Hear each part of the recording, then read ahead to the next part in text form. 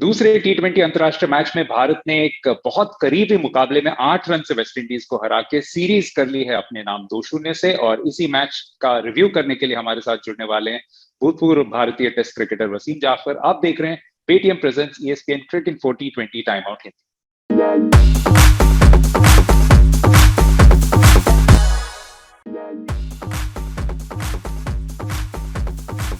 Wasim, ESPN cricket for T20 time out Hindi में आपका बहुत बहुत स्वागत है। सबसे पहले बात करेंगे भारत की गेंदबाजी की, क्योंकि इस जीत का श्रेय जरूर जाता है खासकर जो आखिर के 3 ओवर्स गए थे हर्षद पटेल और भुवनेश्वर कुमार के। क्योंकि एक वक्त ऐसा लग रहा था 37 रनों की जरूरत थी, 3 ओवर हाथ में थे और 8 विकेट हाथ में थे वेस्ट इंडीज के। तो शायद वही फेवरेट्स माने जाते उस वक्त। जी हाँ, बिल्कुल। उस वक्त ऐसे लग रहा था कि जिस तरह की बैटिंग पूरन और रोहमन पावल कर रहे थे, कैच भी छूट गया था।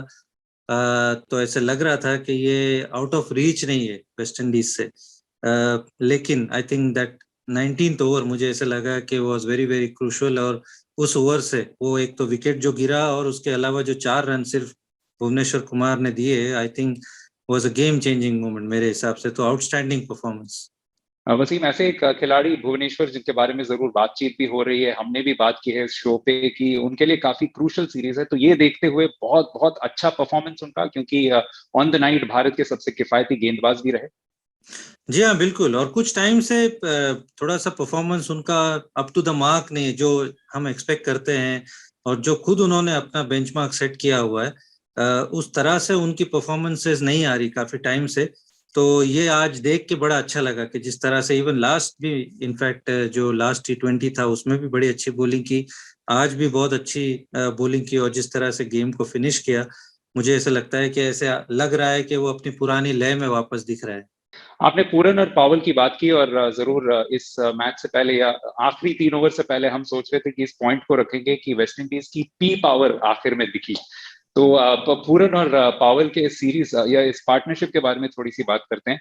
ऐसा लगता है कि 6 और 4 के पहाड़ के जरिए ही बल्लेबाजी करते हैं ये लोग। जी हाँ, बिल्कुल। और वेस्ट इंडीज टीम मानी भी जाती है ना, पावर हाउस बैटिंग है, पावर की कोई कमी नहीं है। और बड़े बड़े स्कोर चेस करती है, T20 विश्व चैंपियन रह चुकी है मल्टीपल टाइम्स।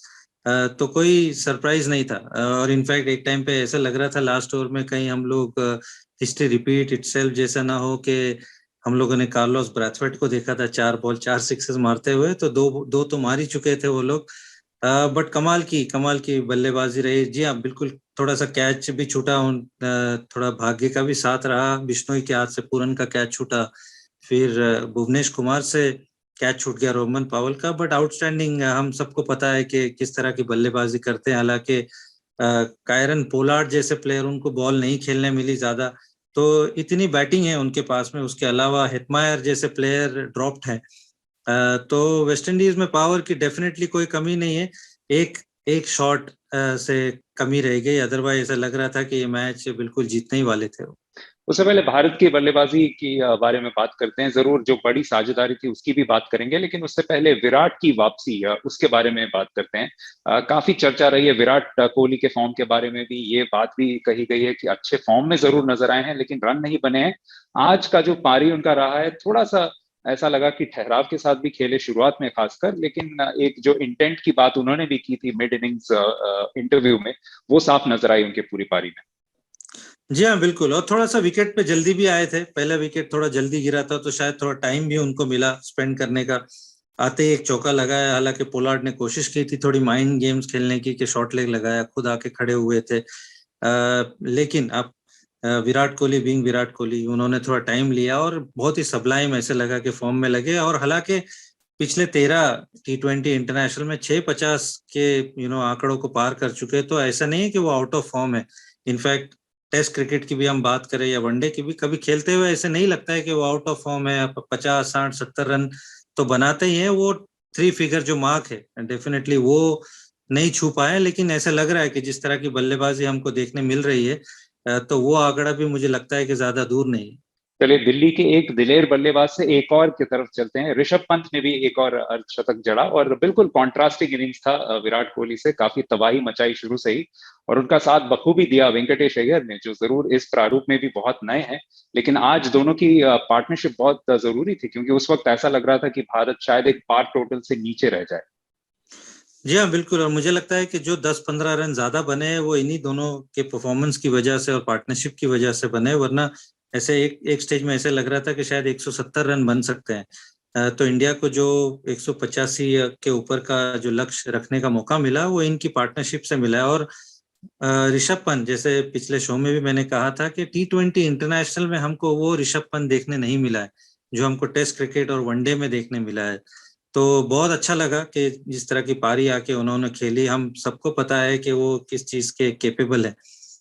तो बहुत बढ़िया इनिंग्स खेली, इसमें कोई डाउट नहीं है।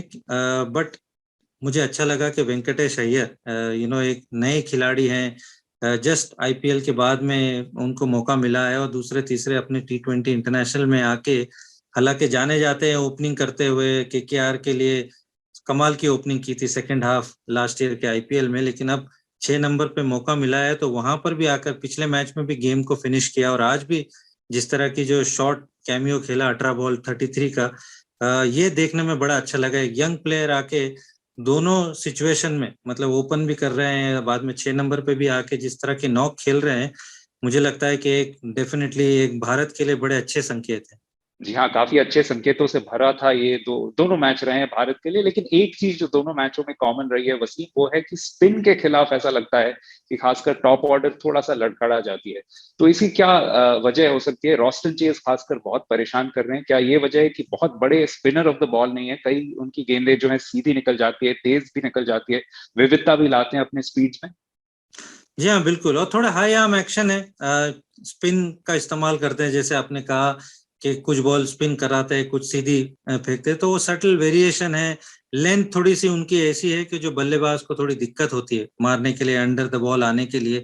और बड़े स्मार्ट बॉलर हैं, तो जिस तरह से ऑपरेट करते हैं, मौका नहीं देते बल्लेबाजों को। तो दोनों ही T20 इंटरनेशनल में कमाल की बॉलिंग की है, इकोनॉमिकल भी रहे हैं और बड़े विकेट्स भी चटकाए हैं। तो मुझे लगता है कि वेस्ट इंडीज की बॉलिंग में डेफिनेटली वो एक पॉजिटिव एस्पेक्ट रहा है दोनों ही T20 के अंदर।